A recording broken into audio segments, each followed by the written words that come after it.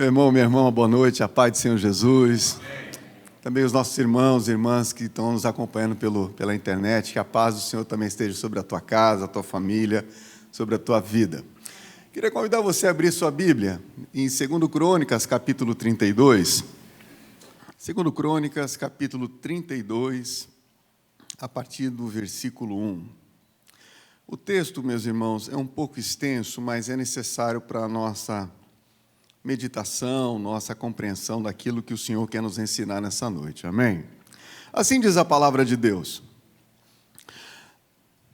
Depois dessas coisas e dessa fidelidade, veio Senaqueribe, rei da Assíria, e entrou em Judá. E acampou-se contra as cidades fortes e intentou separá-las para si.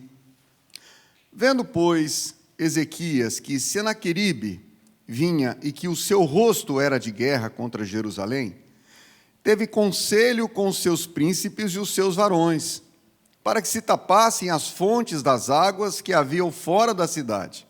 E eles o ajudaram. Assim, muito povo se ajuntou e tapou todas as fontes, como também o ribeiro que se estendia pelo meio da terra. E disseram: por que eles viriam os reis da Assíria e achariam tantas águas?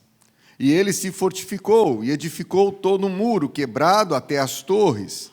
E levantou outro muro para fora e fortificou a Milo na cidade de Davi. E fez armas e escudos em abundância.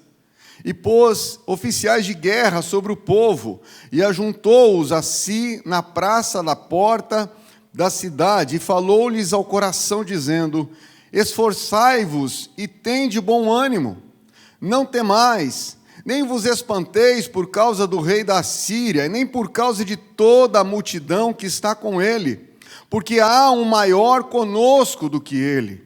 Com ele está o braço de carne, mas conosco o Senhor, o nosso Deus, para nos ajudar e para guerrear nossas guerras. E o povo descansou nas palavras de Ezequias, rei de Judá. Depois disso, Senaqueribe, rei da Síria, enviou os seus servos a Jerusalém. Ele, porém, estava diante de Laquis, com todo o seu domínio. A Ezequias, rei de Judá, e a todo o Judá que estava em Jerusalém, dizendo: assim diz Senaqueribe, o rei da Síria: em quem confiais vós que vos ficais na fortaleza em Jerusalém? Porventura, não vos incita Ezequias para morrerdes a fome e a sede, dizendo: o Senhor nosso Deus nos livrará das mãos do rei da Síria? Não é Ezequias o mesmo que tirou os seus altos e os seus altares e falou a Judá e a Jerusalém, dizendo: diante do único altar vos prostrareis e sobre ele queimareis incenso? Não sabeis vós o que eu e meus pais fizemos a todos os povos da terra? Porventura, puderam de qualquer maneira os deuses das nações daquelas terras livrar a sua terra das minhas mãos? Qual é, de todos os deuses daquelas nações que meus pais destruíram, que pôde livrar o seu povo das minhas mãos, para que o vosso Deus vos possa livrar das minhas mãos? Agora, pois não vos engane, Ezequias, nem vos incite assim, nem lhe deis crédito, porque nenhum Deus de nação alguma, nem de reino algum, pôde livrar o seu povo das minhas mãos, e nem das mãos de meus pais, quanto menos vos poderá livrar o vosso Deus das minhas mãos. Também os seus servos falaram ainda mais contra o Senhor Deus e contra Ezequias, o seu servo. Escreveu também cartas para blasfemar do Senhor, o Deus de Israel, e para falar contra ele, dizendo: assim como os deuses das nações das terras não livraram o seu povo das minhas mãos, assim também o Deus de Ezequias não livrará o seu povo das minhas mãos. E clamaram em alta voz em judaico contra o povo de Jerusalém que estava em cima do muro, para os atemorizarem e os perturbarem, para tomarem a cidade. E falaram do Deus de Jerusalém como dos deuses dos povos da terra, obras das mãos dos homens. Porém, o rei Ezequias e o profeta Isaías, filho de Amós, oraram por causa disso e clamaram ao céu. Então o Senhor enviou um anjo, que destruiu todos os varões valentes, e os príncipes e os chefes do arraial do rei da Síria. E este tornou com vergonha de rosto a sua terra. E entrando na casa de seu Deus, os mesmos que descenderam dele o mataram ali à espada. Assim livrou o Senhor a Ezequias e aos moradores de Jerusalém das mãos de Senaqueribe, rei da Síria, e das mãos de todos, e de todos os lados os guiou. E muitos traziam presentes a Jerusalém ao Senhor, e coisas preciosíssimas a Ezequias, rei de Judá, de modo que, depois disso, foi exaltado perante os olhos de todas as nações. Louvado seja Deus pela sua palavra, e todos nós dizemos, amém. Quando eu leio essa história, esse texto que acabamos de compartilhar com você, me traz uma ilustração da batalha espiritual, daquilo que nós vivemos todos os nossos dias. Por que você está dizendo isso? Porque o versículo 1, ele demonstra isso para nós, ele apresenta isso para nós. E eu quero ler o versículo 1, o primeiro começo dele, para você entender o que eu quero te dizer. E o versículo 1 diz assim, não precisa abrir. Ele diz assim, depois dessas coisas e dessa fidelidade, veio Senaqueribe, rei da Síria, e entrou em Judá, e acampou-se contra as cidades fortes, e enfrentou separá-las para si mesmo. Depois dessas coisas e dessas fidelidade. Ezequias, no seu reinado, tinha feito algumas coisas que não estavam agradando muito a Deus, não. Ezequias se arrependeu daquilo que ele estava fazendo. Ezequias começou a buscar a face de Deus todos os dias na sua vida. Ezequias começou a ter uma vida de santidade junto a Deus. Ezequias começou a ter uma vida de fidelidade junto ao Senhor. É aquela situação que muitas vezes acontece comigo e com você. Tem dias que a gente levanta, numa expressão mais popular, parece que a gente levanta com o pé direito, mas não é o pé direito, é a alegria do Senhor, é a nossa força. Quem crê nisso, diga amém. É o Senhor que está nos levantando com essa força, que está nos motivando, que está nos animando. Vamos para frente, não vamos olhar para trás, não, vamos pegar o arado, vamos firme. Tem dias que é claro que a gente está no alto da montanha, mas tem dias que a gente está nos vales. Tem dias que a gente acorda com desse ânimo, mas tem dias que, de repente, do nada, aparece circunstância, diversidade na nossa vida que a gente não sabe de onde veio e nem para onde está indo. Surpresas acontecem para nós. É o que aconteceu com o rei Ezequias. Estava indo bem, estava tudo legal. Deus está nos abençoando, Deus está cuidando de nós, mas vem um problema que ele olha para aquele problema e ele fala, como é que eu vou resolver? Hoje o pastor Simão estava falando até sobre a definição de crise, que são eventos que acontecem com a gente e tenta mudar o percurso da nossa história. E acontece isso com a gente realmente quase que todos os dias. Eu trago esse texto para nós nessa noite, porque a palavra de Deus vai nos revelar algumas lições que, como eu e você nos devemos nos comportar, como eu e você nos devemos nos conduzir. Mas por que isso? Porque Deus tem uma preocupação comigo e com você. Porque uma das coisas, ou melhor dizendo, uma das primeiras coisas que se abalam dentro de nós, junto às circunstâncias adversas da vida, se chama fé. Tem situações na vida da gente que saímos de um culto abençoado. Começamos a segunda-feira, dia de trabalho, vamos juntos, estamos firmes, estamos fortes. E aí vem notícias, vem crises, vem situações que pegam a gente de surpresa. E a primeira coisa que nos atinge é a nossa confiança em Deus. Eu acho interessante da parte do texto, porque o inimigo, chamado rei da Síria, o Senaqueribe, a gente vê que a mensagem do texto, ele está no versículo 10, e é uma palavra dada pelo inimigo, não é uma palavra dada por Deus, não é uma palavra dada pelo profeta Isaías, é uma palavra dada pelo inimigo no versículo 10, e ele não dá uma palavra de afirmação, ele faz uma pergunta, e a pergunta eu vou trazer para você e para mim nessa noite: em quem você confia na hora da crise que você está vivendo? É isso que Senaqueribe está perguntando para Ezequias. Ei, Ezequias, onde está o seu Deus?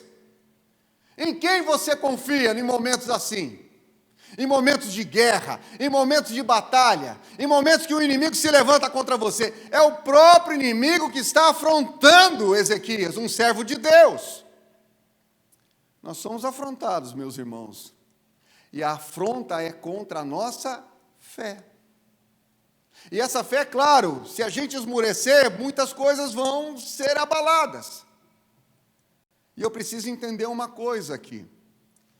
Para eu entender a primeira lição do que Deus quer nos ensinar nessa noite, de como eu devo me conduzir, eu tenho que voltar um pouquinho e pegar 2 Reis, capítulo 18. Não precisa abrir, não. Eu vou contar a história para você. Ali está relatando que o rei Senaqueribe está se levantando contra Judá. Ezequias tem uma ideia. Ezequias se levanta e fala assim, peraí, eu vou resolver esse negócio. Eles não vão atacar a gente, não. Sabe o que Ezequias faz? Ele pega todos os utensílios de prata da casa dele, ele pega todos os utensílios do templo de prata, lá dentro do templo, ele vai pegando, e ele pede para os soldados deles arrancarem as portas do templo, que era de ouro. E ele pega todos esses utensílios e ele manda os mensageiros para ir falar com Senaqueribe. E quando eles vão conversar com Senaqueribe, a carta que Ezequias manda para ele é o seguinte: o Senaqueribe é o seguinte, não precisa atacar a gente não, fica tranquilo. Olha aí, eu estou te dando uns presentes aí, vamos negociar esse negócio, vamos fazer um acordo aqui nós dois. Para com esse negócio, para que guerrear? Olha aí o que eu estou dando de presente para você, peguei coisa da minha casa, peguei coisa do templo para você, rapaz. Olha como eu tenho consideração por você. Então vamos parar com esse negócio de querer guerrear. A primeira lição que nós temos diante dessa atitude de Ezequias é que eu e você, nos tempos de batalhas espirituais que a gente está vivendo, e nós vivemos todos os dias as batalhas espirituais, meu irmão e minha irmã, não tem escapatória. Não negocie, não abre mão, não avance mais do que seja uma incha, um fit, meio metro, 1 centímetro, não importa a distância, não importa o tamanho, não vá à frente, fique parado, não negocie com a circunstância, não negocie com a adversidade que você está vivendo, não negocie com o seu inimigo. É isso que eu e você precisamos entender. Nós não podemos permitir que nós quebramos os princípios e valores que nós temos do reino de Deus em nossa vida. Mas, Geraldo, eu estou passando uma situação que está difícil, mas tem um jeitinho para a gente resolver. Não vai para o jeitinho. Deixa eu falar uma coisa para você e grave isso no seu coração. Toda vez que nós fazemos um acordo com o inimigo, ele vai roubar de você tudo que você tem. E eu não estou falando só de riquezas materiais, como ele fez com Ezequias. Ele vai roubar o teu nome, ele vai roubar o teu caráter, ele vai roubar a tua dignidade, e mais ainda, você vai perder a bênção de Deus. Eu olho pela história desse homem, desse rei chamado Ezequias, meu Deus, o que ele está fazendo? Eu não posso abrir mão disso. E o próprio rei da Síria, o rei inimigo, no versículo 10 do 2 Crônicas 32, ele faz uma pergunta para o rei Ezequias: em quem você confia, Ezequias? Meu irmão e minha irmã, essa pergunta é para nós e ela tem que ser feita todos os dias. Na minha oração, na sua oração, na hora da meditação da palavra, em quem nós confiamos? Ezequias confiou num acordo com o inimigo. Vai dar certo. O jeitinho vai dar certo. Você que é jovem, você que é uma moça, você que está namorando, deixa eu falar uma coisa para você: não abre concessões no jogo sentimental. Preste atenção no que eu estou lhe dizendo, você que é jovem, você que é moça, você que está namorando, não abre mão, não ceda concessões para o jogo sentimental. Ah, mas ele é meu, mas eu amo ele. Ah, mas eu amo ela. Não abre mão. Eu me lembro de um jovem que nós acompanhamos ele desde o início da caminhada da fé dele. Aliás, não é nem hoje ele é jovem, mas ele era uma criança. E nós acompanhamos ele quando ele era criança, ele veio crescendo junto à presença de Deus, junto com a sua mãe. Ele veio se tornar adolescente, participava do ministério adolescente, um menino ativo na obra, fazia parte do grupo de som, fazia parte do grupo de louvor, ficou jovem, conheceu uma moça, abriu concessão. A moça é do espiritismo. Hoje ele frequenta terreiros de Umbanda. Não faça concessões com o inimigo. Em quem eu confio? Em quem você confia? Nós confiamos em Deus, o Criador dos céus e da terra. Nós confiamos em Deus, na qual nós levantamos cânticos de hinos, de louvores aqui nessa noite, adorando, exaltando, engrandecendo o nome dEle, reconhecendo daquilo que Ele fez na cruz por mim e também por você, da onde Ele nos tirou. E hoje, com alegria, nós entoamos, nós abrimos a nossa boca, nós declaramos o nosso amor para Ele, porque é nele que nós confiamos. Aleluia! Essa é a primeira lição que eu e você precisamos entender e tem que se tornar como comportamento, como conduta de vida. A segunda lição que eu aprendo através desse texto, e é uma ilustração da nossa batalha espiritual que a gente tem todos os dias na nossa vida, de todos os lados, de todas as áreas que nos afligem, é quando o rei Ezequias, ele percebeu que o acordo não deu certo. O acordo não deu certo. Então o que nós vamos fazer? Eu tenho uma estratégia. Quantas estratégias que eu e você temos feito nesses últimos dias para nós tomarmos decisões, para nós fazermos escolhas, para a gente dar um passo, entre aspas, de fé. Nós criamos estratégias. A palavra do Senhor está nos revelando que Ele criou estratégia. A primeira coisa que Ele fez, o acordo, não deu certo. Vamos agora para a estratégia. Qual foi a estratégia dele? Ele reuniu, então, os seus príncipes, ele reuniu os varões, e ele falou, o que nós vamos fazer? Aí um deles falou assim, olha, a primeira coisa que nós vamos fazer é consertar os muros. Tem muro quebrado aí, ué. Vamos levantar os muros, porque a cidade é fortificada. O que é uma cidade fortificada? É uma cidade que tem muros. E não é muro baixinho não, meu irmão, é muro alto, é para impedir a entrada do inimigo. Mas tem mais uma outra coisa dentro da estratégia que a gente tem que fazer, o quê? Além de consertar o muro, nós vamos fazer um outro muro, para que eles não venham invadir, ou seja, um muro dobrado, está escrito, nós acabamos de ler. Ezequias, vamos parar por aqui, não, nós vamos agora fazer as armas. Vamos fazer os escudos, vamos fazer arco e flecha, nós vamos fazer lança, vamos produzir um grande número de armas, porque nós vamos se levantar contra esse exército que vem contra nós. Em nome de Jesus. Mas não para por aí, ele chama também os seus generais, diz, olha, prepara o povo, chama mais gente, treina esse povo, e nós vamos preparar esse povo para a guerra, para manusear as armas. Nós vamos para cima desse inimigo, não vamos deixar eles invadir nossa cidade, não. Que coisa linda. O mais lindo é o discurso dele. Ele convoca todo o povo. E ele fala uma coisa tremenda. Gente, o nosso Deus não tem braço de carne, não.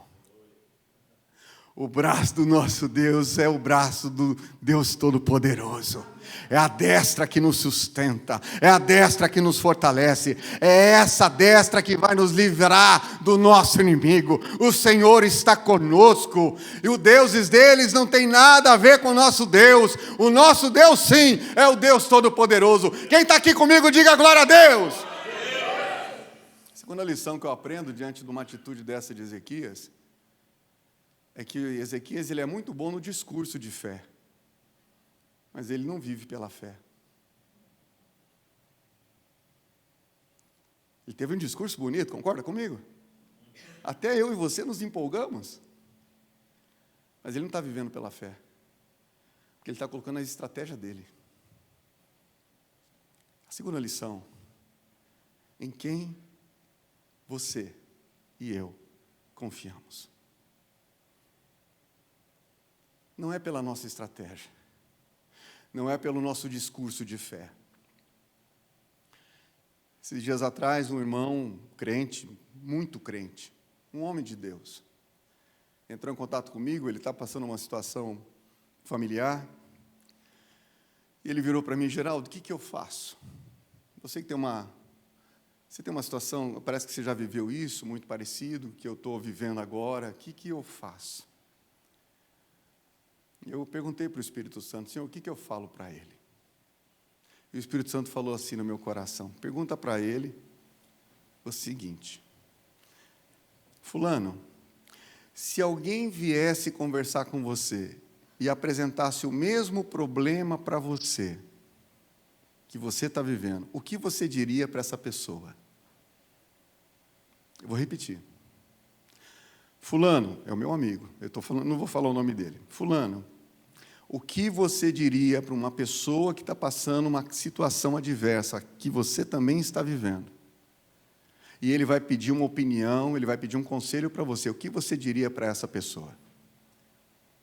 Ele eu falaria para ele isso, eu falaria para ele aquilo, tudo em cima da palavra ele estava falando. Deixa eu voltar, o que eu quero te falar, o que eu quero te dizer nessa noite sobre isso. Muitas vezes, pessoas vêm compartilhar situações adversas da vida, problemas, crises que estão vivendo. Nós temos um discurso bonito para essas pessoas. Deus proverá, meu irmão. Fica firme, o Senhor está contigo. Deus não vai desistir de você. O Senhor tem promessas sobre a tua vida. O Senhor tem projetos sobre a tua vida. Mas aí acontece o mesmo problema que aconteceu com aquele rapaz, acontece comigo. O que eu faço? A minha fé esmorece. O discurso ficou bonito, mas a vida pela fé não está tão bonito assim. Ezequias ainda estava confiando nele. Ezequias também estava confiando nas estratégias dele. Meu irmão, minha irmã, quantas vezes a gente está fazendo estratégia? E sabe o que é o mais interessante? Eu não sei se você faz isso. Eu, de vez em quando, eu corro o risco e faço. A coisa, às vezes, está apertando tanto, o coração da gente está tão apertado, que a gente não sabe mais para onde correr. Claro que a gente corre para Jesus, mas até para Jesus, na hora de eu conversar com ele, eu falo assim: Senhor, eu tenho que fazer isso. A estratégia é essa. Sabe o que Jesus fala para mim? Ele fala assim: eu não preciso da tua estratégia. Eu preciso que você confie em mim. A pergunta que o inimigo falou para Ezequias, essa pergunta está sendo feita para nós essa noite. Em quem você confia? Terceira e última lição que a gente aprende nesse texto é que no versículo 20, Ezequias manda avisar Isaías. E fala: Isaías, olha, eu vou entrar no meu momento de oração. Sabe por quê? Eu já fiz acordo, não deu certo. Eu planejei, eu fiz uma estratégia, não deu certo. E sabe por que não deu certo? Porque os caras vieram aqui no meu muro, aqui da cidade, e eles vieram me afrontar. E eles vieram falar que tudo que você está fazendo aí, Ezequias, não vai acontecer nada. Ezequias, você é louco. O nosso exército é maior que o seu. Nós somos mais fortes que vocês. E outra coisa, o Deus que você diz que serve, me desculpa, é a mesma coisa dos outros deuses das outras nações que nós já invadimos e já tomamos conta, já perderam tudo. Aqui não vai ser diferente. A estratégia não deu certo. O próprio inimigo jogou na cara de Ezequias. Verso 20. Ezequias, então, manda um aviso para Isaías, o profeta, e diz: vamos orar junto. E aqui a gente aprende mais uma lição, que diz no verso 20 assim: porém, o rei Ezequias e o profeta Isaías, filho de Amós, oraram por causa disso e clamaram ao céu. Deixa eu explicar uma coisa para você. Não tem, no meu momento de oração, eu me desvincular da palavra. Quando eu estou lendo que Isaías foi orar, quando eu estou lendo que o rei Ezequias foi orar, na verdade eles foram orar e meditar na palavra. Não tem como eu de colocar só fazer oração e deixar a palavra de lado. Não tem só eu ler a palavra e deixar a oração de lado. Não tem como, gente. As duas caminham juntas. São partes da nossa vida.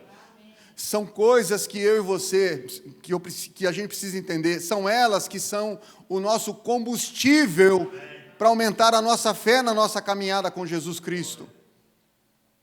Penso eu, a Bíblia não está falando isso, penso eu, que nos momentos de oração do rei Ezequias, se eu tivesse no lugar dele, seria mais ou menos assim: ó Pai, eu sei que o Senhor é meu pastor, e nada vai nos faltar. Mesmo que eu venha passar pelo vale da sombra da morte, eu não temerei mal algum, porque o Senhor está comigo. Penso eu, se eu estivesse no lugar do rei Ezequias, nesse momento de oração, ele está trazendo a palavra, e ele está trazendo as promessas do Senhor sobre a vida do povo, sobre a vida de Ezequias, e ele está orando o seguinte: o Senhor, Ele é o meu socorro sempre presente no dia da minha angústia, por isso que eu não temerei. É Ele que me sustenta, é Ele que me fortalece. Penso eu, se fosse eu no lugar do rei Ezequias, a minha oração juntamente com a palavra eu declarava segundo Crônicas, capítulo 7, verso 14, se o meu povo se chama pelo meu nome, se humilhar, orar, me buscar a minha face, se arrepender dos seus maus caminhos, eu ouvirei dos céus o Senhor. Ó Deus, o Senhor está ouvindo a minha oração, eu estou buscando a tua face, eu sei que o Senhor está ouvindo, porque quando o Senhor ouve a minha oração, o Senhor vai sarar a nossa terra, o Senhor vai sarar a minha vida, o Senhor vai sarar a minha família, o Senhor vai sarar a minha casa, em nome de Jesus. Se eu fosse o rei Ezequias, a gente ora com a palavra, trazendo a palavra para a nossa vida. A palavra é a mesma ontem. Mas essa palavra foi escrita há tantos anos atrás, mas ela não é letra. Ela é uma pessoa.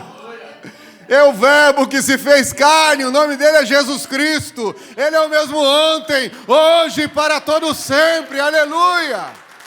E Ele se faz presente, porque é na palavra dEle, é na promessa que Ele nos faz. Eu tomo posse e digo, essa promessa é minha. Se está escrito na Bíblia, é para mim. É para eu viver essa promessa. Independente se você tem dinheiro ou não tem dinheiro. Independente se você está com saúde ou não está com saúde. Independente se você tem recurso ou não tem recurso. Independente se você tem estratégia ou não tem estratégia. Uma verdade é certa para nós. Nós confiamos em Deus.